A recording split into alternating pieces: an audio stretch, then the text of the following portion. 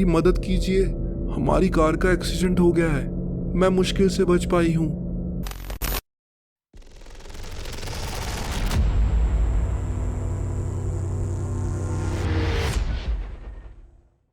तो दोस्तों, अगर आप भी हमारे चैनल पे पहली बार आए हैं तो हमारे चैनल को सब्सक्राइब कीजिए, क्योंकि मैं हिंदी में आपके लिए मजेदार गोस्ट स्टोरीज लाता रहता हूँ, जिसे सुन के आपको बहुत मजा आएगा और आप मेरी आवाज के फैन हो जाओगे। तो चलिए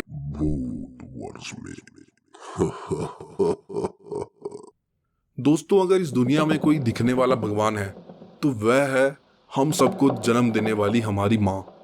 किसी भी हालत में माँ अपने बच्चों के हित में विचार करना नहीं छोड़ती।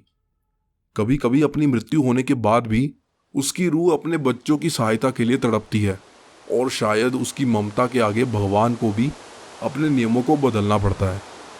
यह कहानी हमें धर्मेश गुप्ता ने भेजी है। नमस्कार दोस्तों, मेरा नाम धर्मेश है। मैं अहमदाबाद में रहता हूँ। मेरा सूखी मछली बेचने का व्यापार है। सूखी मछली थोक भाव में खरीदने के लिए मेरा मुंबई आना जाना लगा रहता है। मैं हमेशा मालशेज घाट रास्ते से ही आता जाता हूँ। यह घटना 2012 की है। एक दिन रात के वक्त में मैं अपने छोटे टेम्पो में मुंबई से सूखी मछलियां भर के ला रहा था। उसी वक्त रात के लगभग 2-2:30 बज रहे थे। मेरी आंख पर नींद सी छाने लगी थी।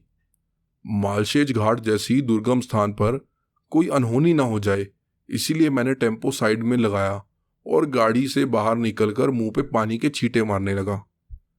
तभी अचानक एक औरत मेरे पास दौड़ते हुए आई और रोते रोते बोली, मेरी मदद कीजिए, हमारी कार का एक्सीडेंट हो गया है, मैं मुश्किल से बच पाई हूँ, किंतु मेरा बच्चा और पति कार में ही फंसे हुए हैं और कार बस ढलान में गड्ढे में गिरने वाली है। मैंने भी एक सेकंड की देरी ना करते हुए उस औरत को अपनी गाड़ी में बिठा लिया और वो मुझे एक्सीडेंट वाली जगह पर ले गई। वहां का नजारा दिल दहला देने वाला था। गाड़ी घने पेड़ों के बीचों में जाकर बुरी तरह से फंसी हुई थी और ढलान पर टहनियों के सहारे टिकी हुई थी। पेड़ और टहनियों के बीच में फंसी उस गाड़ी का दरवाजा खोलकर किसी का भी बाहर निकालना लगभग नामुमकिन सा लग रहा था। यह सोचकर मैंने पीछे मुड़कर उस औरत की तरफ नजर डाली, पर वो मुझे दिखी नहीं, लेकिन मुझे उसके बच्चे की रोने की आवाज आ रही थी, इसीलिए मैंने अपना ध्यान उसे बाहर निकालने पर लगा दिया। उस फंसी हुई गाड़ी में काफी अंधेरा था, लेकिन सड़क के उस पार से आने वाली लैंप की धीमी धीमी रोशनी में मुझे पीछे की सीट पर बच्चा दिखाई दे रहा था और आगे की सीट पर 2 लोग थे।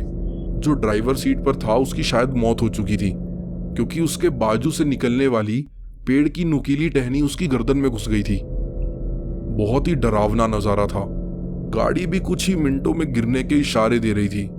उस वक्त रात को सड़क बिल्कुल वीरान थी।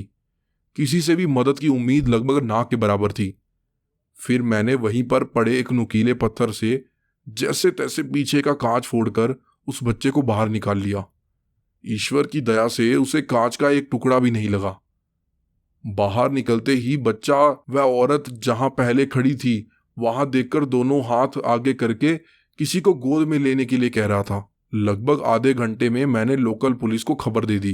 पुलिस को उस गड्ढे से कार निकालने में सुबह के 5 बज गए थे।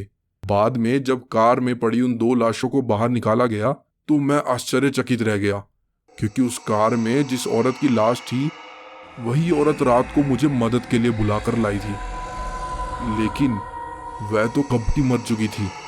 फिर जब मैंने उस बच्चे की तरफ देखा तो मुझे पूरी बात समझ में आ गई थी कि वह औरत तो मर गई थी, पर उसकी ममता नहीं मरी थी।